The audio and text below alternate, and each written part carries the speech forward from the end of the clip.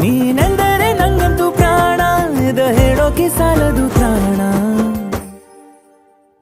ಸಖಿಯೇ ಸಖಿಯೇ ಮಾತನಾಡೋದು ಹೇಗಂತ ಹೇಳಿಕೊಡು ಸಖಿಯೇ ಸಖಿಯೇ ನನ್ನ ಕಣ್ಣನ್ನ ನೀನಾಗೆ ಓದಿ ಬಿಡು ಸಖಿಯೇ ಸಖಿಯೇ ಮಾತನಾಡೋದು ಹೇಗಂತ ಹೇಳಿಕೊಡು ಸಖಿಯೇ ಸಖಿಯೇ ನನ್ನ ಕಣ್ಣನ್ನ ನೀನಾಗೆ ಓದಿ ಬಿಡು.